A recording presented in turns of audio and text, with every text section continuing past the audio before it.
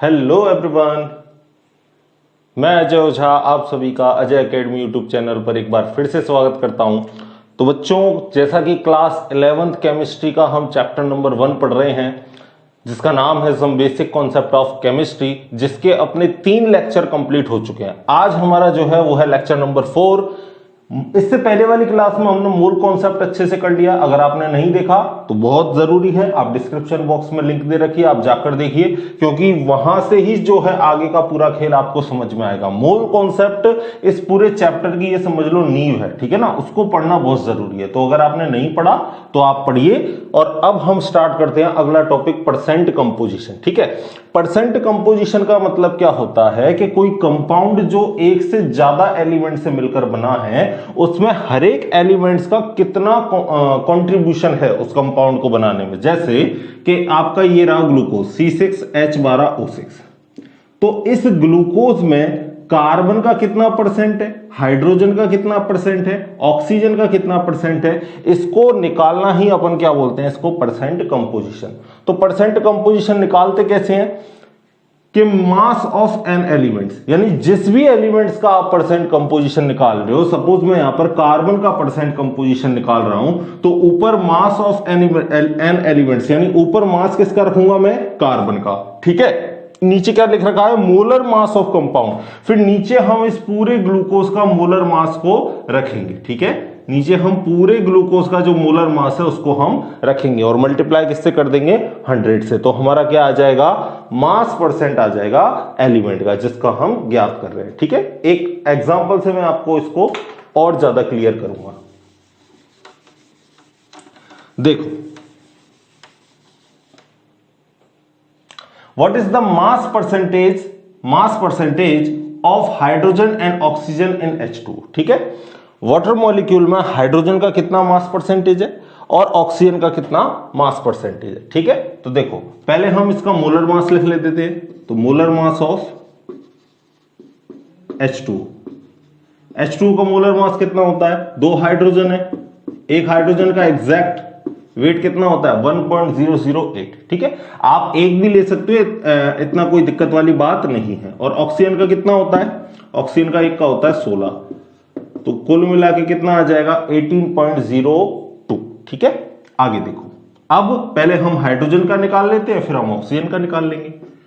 तो अब हम लिखेंगे मास परसेंटेज ऑफ हाइड्रोजन। ठीक है, तो मैंने क्या बताया था, जिसका निकाल रहे हो उसका मास ऊपर और नीचे टोटल मास। तो H2O में हाइड्रोजन का कितना वजन है, 2। ठीक है, 2 का मल्टीप्लाई कर दो इससे, तो 2 × 1.008 अपॉन नीचे किसका रखना है, मास, मोलर मास ऑफ कंपाउंड। और पूरे कंपाउंड का मोलर मास कितना है, 18.02, गुणा किससे करना है, 100 से। ठीक है, तो जब आप जोड़ बाकी गुणा भाग करोगे तो आपका आंसर आएगा 11.18%। ठीक है, ये परसेंट किसका है, हाइड्रोजन का। ठीक है, कहने का मतलब वाटर मॉलिक्यूल में जो हाइड्रोजन का परसेंट है वो कितना है, 11.18। अब निकाल लेते हैं हम मास परसेंटेज ऑफ ऑक्सीजन। तो ऊपर किसका मास रखना है, ऑक्सीजन का, नीचे टोटल मास रखना है, मल्टीप्लाई कर दोगे 100 से। ऑक्सीजन का मास कितना है यहां पर 16, तो ऊपर रखो आप 16, नीचे टोटल मास कितना है 18.02, गुणा किससे करोगे, 100 से। तो आपको पता है ओवरऑल टोटल कितना आता है, 100। तो यहां जो वेट निकल के आएगा वो कितना है, 88.79%। और जब आप इसका टोटल करोगे तो आपका ऑलमोस्ट 100% आएगा। अगर आपका 99 पॉइंट भी कुछ आता है ना, तो आप उसको 100 ही मारकर चलो। अगर आपका 100% आ रहा है मतलब आपका आंसर सही है। इसको हम जोड़ लेते हैं, तो 9 और 8 कितना होगा, 17, 7 हाथ से लगी 1, 7, 8 और 1 9, यानी 99.97% आ रहा है। यानी ये ऑलमोस्ट किसके बराबर है, 100% के बराबर है। इसका मतलब हमारा क्वेश्चन, हमारा जो आंसर है, सॉल्यूशन है, वो हमारा सही है। ठीक है,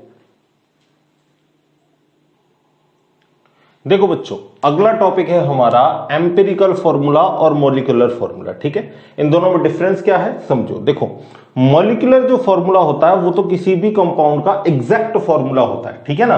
और जो एम्पिरिकल फॉर्मूला होता है वो सिंपल होल नंबर रेशियो होता है। ठीक है। जैसे फॉर एग्जांपल ग्लूकोज का एग्जैक्ट फॉर्मूला क्या है, C6H12O6, ये तो एग्जैक्ट फॉर्मूला है। एग्जैक्ट फॉर्मूला को हम क्या बोलते हैं, मॉलिक्यूलर फॉर्मूला, ठीक है। तो ये ग्लूकोज का क्या है, मॉलिक्यूलर फॉर्मूला।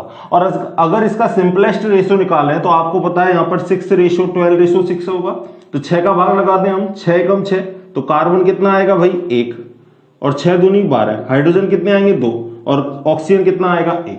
तो simplest ratio, whole number ratio क्या निकला, 1:2:1। तो यहां देखो कार्बन 1 है, हाइड्रोजन कितनी है 2 है, और ऑक्सीजन कितना है 1 है, ठीक है ना। नीचे कोई कुछ नहीं लग रहा है, इसका मतलब कितना है, एक ही एटम है, ठीक है। तो यहां पर ये जो सिंपलेस्ट होल नंबर रेशियो निकल के आया है, इसी को हम क्या बोलते हैं, एम्पिरिकल फॉर्मूला, ठीक है। आ गई बात समझ में, यानी मॉलिक्यूलर फॉर्मूला का जो सिंपलेस्ट होल नंबर रेशियो है उसे ही क्या बोलते हैं, एम्पिरिकल फॉर्मूला। डेफिनेशन देख लो, the simplest whole number ratio of various atom present in a compound known as empirical formula.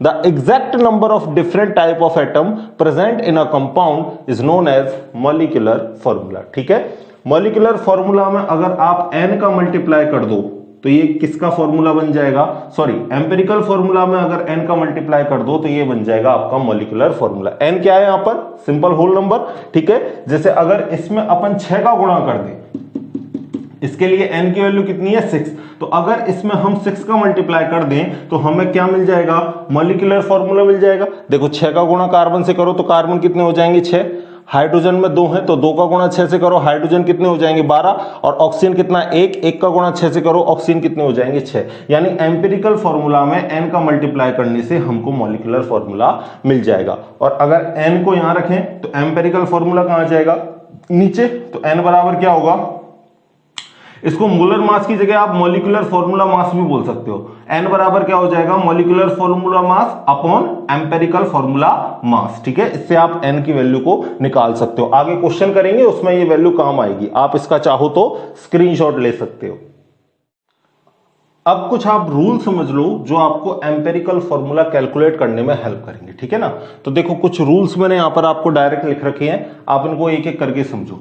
Assume mass percentage as a gram, जो भी आपको मास परसेंटेज दे रखा है आप उसको अज्यूम कर लो वो ग्राम है। जैसे यहाँ पर 54.3% कार्बन दे रखा है, तो आप मान लो कि कार्बन का कितना ग्राम है, 54.3 ग्राम, ठीक है। आगे देखो दूसरा क्या बोल रहा है, find out the number of moles of each elements. जब आपने इसको ग्राम अज्यूम कर लिया है तो फिर आपको क्या करना है, हर एक एटम के आपको क्या निकालने हैं, मोल्स निकालने हैं। मोल का फॉर्मूला आपको पता है, पिछली क्लास में बता रखा है, मास अपॉन मोलर मास, ठीक है। मोल आपने कैलकुलेट कर लिए। अब जो छोटी से छोटी मोल संख्या आ रही है, जो छोटे से छोटा मोल नंबर आ रहा है, उसको बाकी सभी मोल नंबर में डिवाइड करके आपको क्या निकालना है, सिंपल रेशियो निकालना है। देखो रूल क्या बोल रहा है, divide the all mole values by the smallest mole number two find simple ratio. आपको सिंपल रेशियो फाइंड आउट करने के लिए सारे मोल में जो सबसे छोटी मोल संख्या है उसका क्या लगाना है, भाग लगाना है, ठीक है। Right empirical formula according to simple ratio. Simple ratio जो आए उसके अकॉर्डिंग आपको क्या लिखना है, एम्पिरिकल फॉर्मूला लिखना है, ठीक है। और एम्पिरिकल फॉर्मूला लिखने के बाद आपको क्या लिख देना है, मॉलिक्यूलर फॉर्मूला। मॉलिक्यूलर फॉर्मूला कैसे लिखेंगे, हम n की वैल्यू निकालेंगे। n बराबर क्या होता है, molar mass upon empirical formula mass. अभी अभी हम देखेंगे, ठीक है, इस क्वेश्चन में। देखो अब इस क्वेश्चन से ये सारे रूल क्लियर हो जाएंगे आपको, ठीक है ना, बने रहो मेरे साथ। देखो एक कंपाउंड कंटेन्स 54.3% ऑफ कार्बन। एक कंपाउंड है जिसमें 54.3% कार्बन है, 9% हाइड्रोजन है और 36.7% ऑक्सीजन है, ठीक है। कैलकुलेट इट्स एम्पिरिकल फॉर्मूला, इसका आपको एम्पिरिकल फॉर्मूला बताना है और मॉलिक्यूलर फॉर्मूला भी बताना है, ठीक है। मोलर मास क्वेश्चन में गिवन है, कितना है 88 U। U का मतलब क्या है, यूनिफाइड मास, ठीक है। देखो एलिमेंट्स कितने हैं, कार्बन, हाइड्रोजन और ऑक्सीजन। तो एक जगह कार्बन लिख लो, हाइड्रोजन लिख लो, ऑक्सीजन लिख लो, ठीक है। Percent composition, percent composition carbon का कितना है 54.3, ठीक है, और हाइड्रोजन का 9 और ऑक्सीजन का है 36.7, ठीक है। एटॉमिक रेशियो एज इसको आप मोल एज्यूम करके चलो। मोल का मतलब क्या है, weight upon molar mass. Weight कितना दे रखा है 54.3। मोलर मास कार्बन का एटॉमिक मास कितना होता है 12, तो 12 का भाग लगा दो, कितना आएगा अप्रोक्सीमेट 4.5, ठीक है। 9 अपॉन हाइड्रोजन का molecular mass sorry atomic mass कितना है 1, तो 1 का भाग लगाओगे तो 9 का 9 ही रहेगा। मोल निकाल रहे हो आप, याद रखना एटॉमिक रेशियो को कैसे अज्यूम करके चलो आप एज अ मोल, ठीक है। फिर क्या है ऑक्सीजन, ऑक्सीजन कितना है 36.7, एक ऑक्सीजन का वेट कितना होता है 16, तो आपने 16 का भाग लगाया, ठीक है। और यहां पर कितना आएगा अप्रोक्सीमेट 2.2 आएगा। अब सिंपल रेशियो की बात हमने देखो यहां पे की थी, जो सबसे छोटी मोल संख्या आएगी उसका सभी में भाग देकर आपको क्या निकालना है सिंपलेस्ट रेशियो। सबसे छोटी मोल संख्या कौन सी आई है 2.2, तो इस 2.2 का इन सभी मोल संख्या में भाग लगाकर आप क्या निकालोगे सिंपल रेशियो निकालोगे। तो 4.5 में भी हम किसका भाग देंगे 2.2 का, 9 में भी हम किसका भाग देंगे 2.2 का, और 2.2 में भी हम किसका भाग देंगे 2.2 का। तो यहां जब आप 4.5 में 2.2 का भाग दोगे तो 2 पॉइंट कुछ आएगा, लेकिन याद रहे आपको पॉइंट वाली फ्रैक्शन वाली वैल्यू नहीं लेनी, सिर्फ आपको होल नंबर लेना है। तो यहां पर 2 आएगा, यहां पर कितना आएगा अप्रोक्सीमेट 4 आएगा, और यहां पर कितना आएगा 1 निकल के आएगा। तो सिंपलेस्ट रेशियो क्या निकला आपका, कार्बन के लिए 2, हाइड्रोजन के लिए 4 और ऑक्सीजन के लिए 1। तो एम्पेरिकल फॉर्मूला आपका क्या आएगा, देखो एम्पेरिकल फॉर्मूला आपका क्या आया, कार्बन का कितना आया 2, ठीक है, हाइड्रोजन का कितना आया 4 और ऑक्सीजन का कितना आया 1, ठीक है।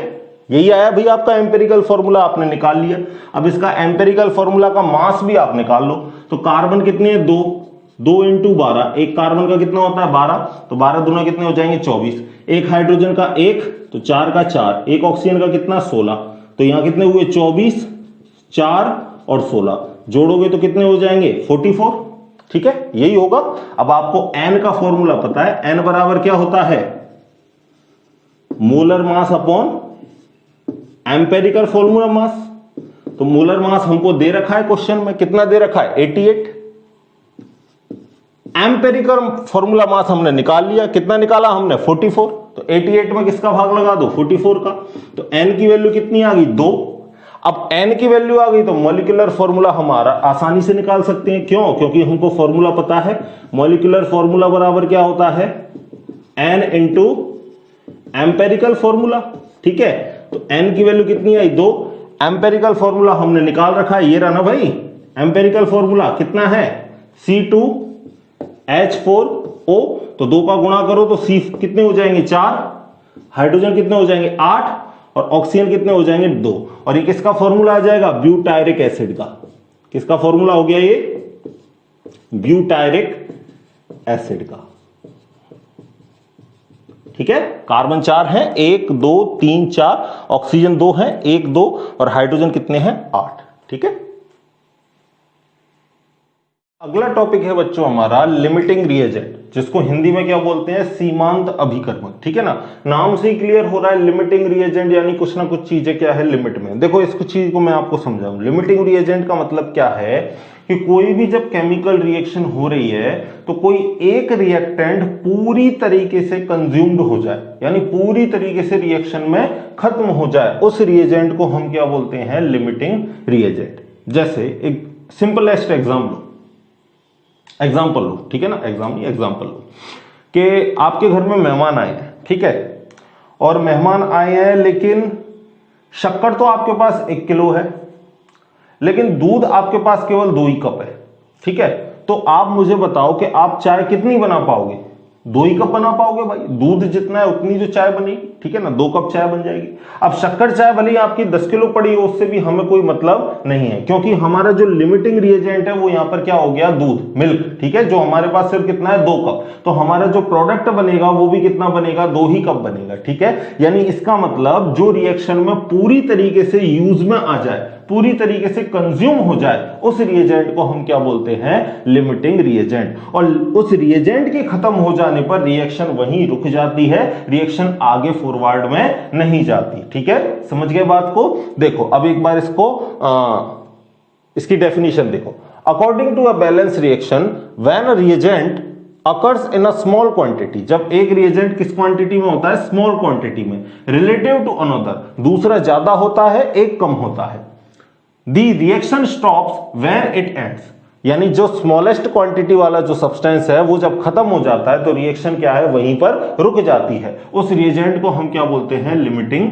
रिएजेंट। ठीक है, और दूसरी डेफिनेशन आप क्या लिख सकते हो, the substance that is totally consumed in a chemical reaction is called limiting reagent. ठीक है, बात आ गई समझ में आपको सीधे सीधे। आप वही एग्जांपल याद रखना जो अभी मैंने आपको बताया।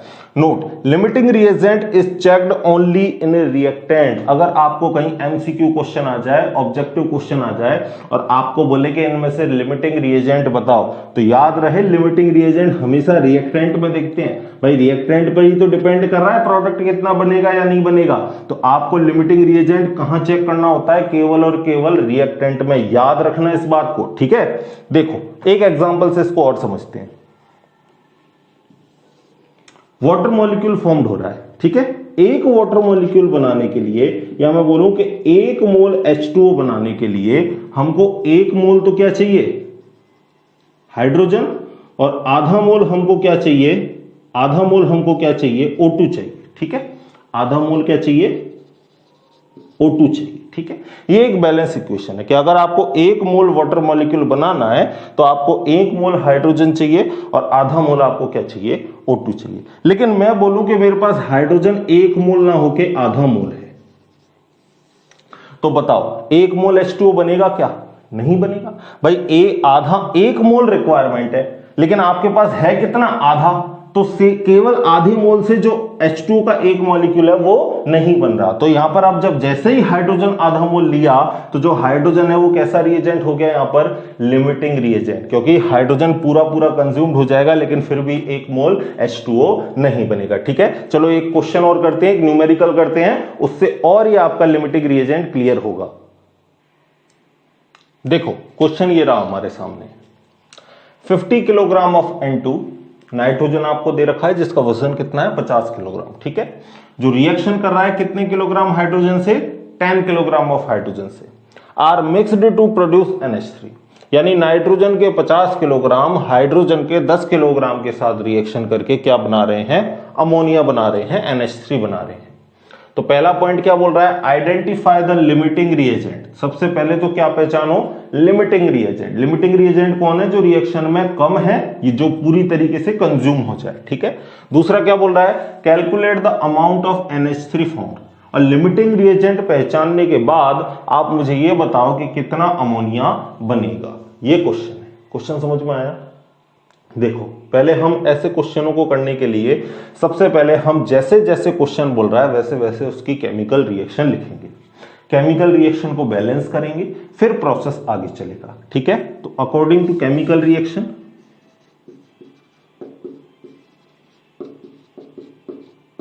केमिकल रिएक्शन क्या है, N2 रिएक्शन कर रहा है किससे, H2 से, और क्या बना रहा है, अमोनिया बना रहा है। इसको बैलेंस कर दो। यहां नाइट्रोजन कितने हैं, 2, तो यहां भी नाइट्रोजन कितने होने चाहिए, 2। अब यहां हाइड्रोजन कितने हो गए, 3 दूना 6, तो यहां भी हाइड्रोजन कितने होने चाहिए, 6, तो आगे क्या लगा दो, 3, तो 3 दूनी 6। ठीक है, अब ये जो इक्वेशन है वो कैसी हो गई, बैलेंस। इस इक्वेशन की मदद से क्या अपन कह सकते हैं क्या कि 1 मोल नाइट्रोजन 3 मोल हाइड्रोजन के साथ रिएक्शन करके, जो यहां पर स्टोइकियोमेट्रिक है वही मोल है, कितने मोल अमोनिया बना रहा है, 2 मोल अमोनिया बना रहा है। कह सकते हैं भाई ऐसा हम इस बात को कि 1 मोल नाइट्रोजन 3 मोल हाइड्रोजन से रिएक्शन करके 2 मोल अमोनिया बना रहा है। ठीक है, अब हमें क्या पहचानना है, लिमिटिंग रिएजेंट। मैंने आपको बता दिया कि लिमिटिंग रिएजेंट सिर्फ और सिर्फ किस में चेक करना है, रिएक्टेंट में। तो सबसे पहले ये जो डेटा आपको दे रखा है इससे सबसे पहले आप मोल निकाल लो, तो हमें कंपेयर करने में आसानी रहेगी।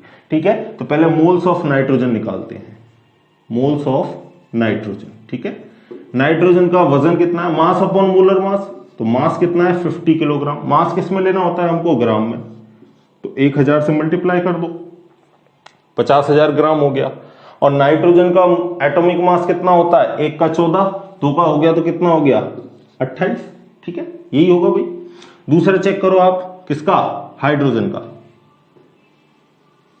Moles of hydrogen. ठीक है, और हाइड्रोजन का मोल्स कितना होगा, देखो हाइड्रोजन कितने दे रखे हैं आपको, 10 किलोग्राम, तो वही इसको पहले किसमें करो, किसमें कन्वर्ट करो भाई, इसको ग्राम में। तो 1000 से इसका क्या कर दो, मल्टीप्लाई, 1000 से मल्टीप्लाई किया, और एक हाइड्रोजन का वजन कितना होता है?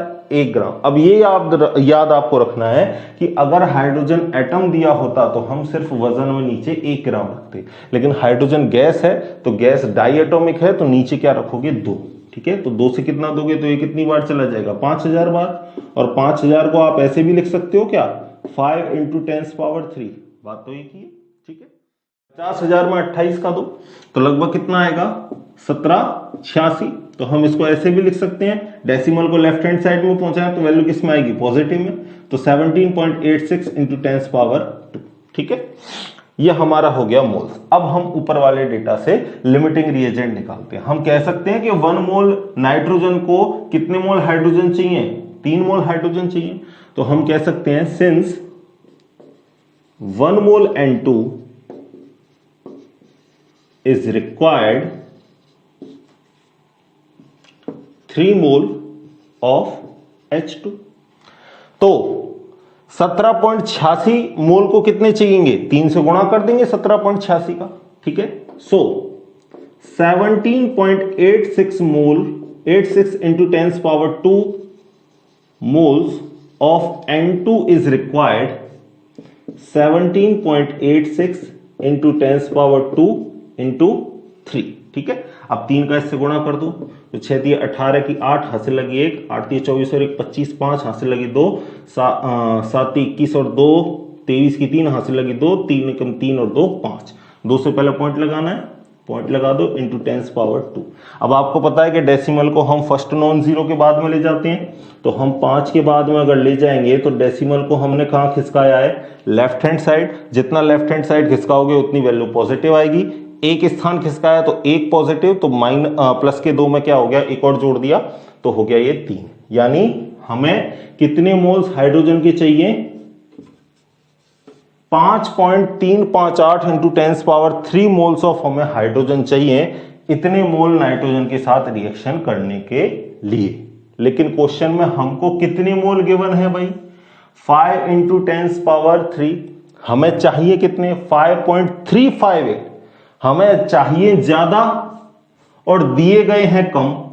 तो बताओ लिमिटिंग रिएजेंट कौन है? हाइड्रोजन। भाई हमें जरूरत इतनी की है, अगर इतने मोल नाइट्रोजन को आपको रिएक्शन करवानी है तो आपको इतने मोल हाइड्रोजन चाहिए ही चाहिए। लेकिन हाइड्रोजन आपको कितने दे रखे हैं? कम, 5 × 10⁻³, जबकि चाहिए कितने? 5.358 × 10⁻³। तो हाइड्रोजन क्या हो गया? Limiting reagent. तो हम क्या लिखेंगे यहां पर? सिंस या सो H2 is limiting reagent।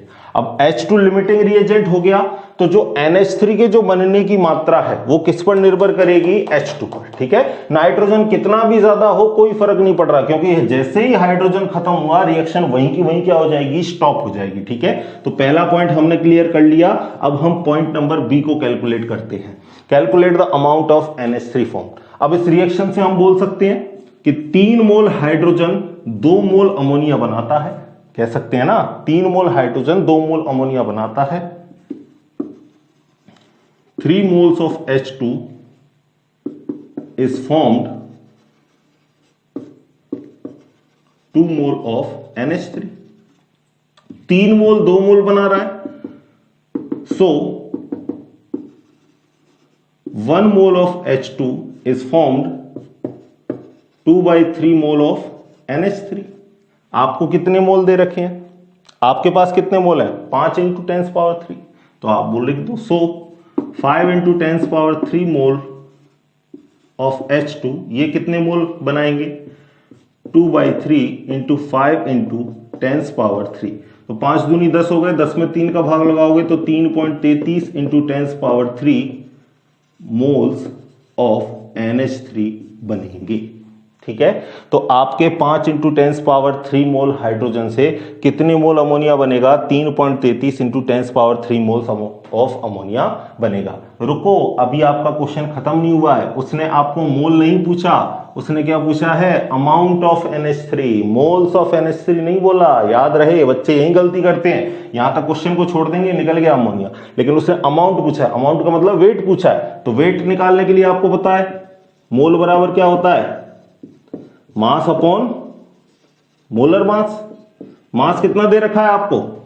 मास कितना दे रखा है भाई, मास तो निकालना ही है आपको, मोल दे रखा है, मोल का इंटू कर दो मोलर मास से तो मास आ जाएगा, मास ग्राम में आ जाएगा। कैसे, मोल का मल्टीप्लाई कर दें हम किससे, मोलर मास से। मोलर मास हमें NH3 का पता है, एक नाइट्रोजन का कितना होता है 14, 3 हाइड्रोजन का कितना होता है 3, तो कुल मिला के कितना हो गया 17। मोल हमने निकाल रखे हैं 3.33 इंटू 10⁻³ और मोलर मास कितना है 17। 17 का इससे क्या करो, गुणा करो। 17 × 51 की 1 हाथ से लगी 5, 17 × 51 और 5 56 की 6 हाथ से लगी 5, 17 × 51 और 5 कितने हो गए 56। तो यहाँ पर 3 इंटू 10⁻³ अब वही एक डेसिमल आगे तो 5.661, तो एक डेसिमल बाई साइड गया तो 10⁻1 बढ़ जाएगी तो 10⁻4 ग्राम, और ये आपका आ गया फाइनल आंसर। ठीक है, तो एक बार आप इसको अच्छे से देखो, अच्छे से आप एक बार इसको दोबारा से सॉल्व करो, और वीडियो अच्छा लगा हो तो लाइक करो, और हमारे साथ जुड़ने के लिए आपका बहुत बहुत धन्यवाद। मिलते हैं इसी तरीके की अगली वीडियो में, तब तक पढ़ते रहिए, खुश रहिए।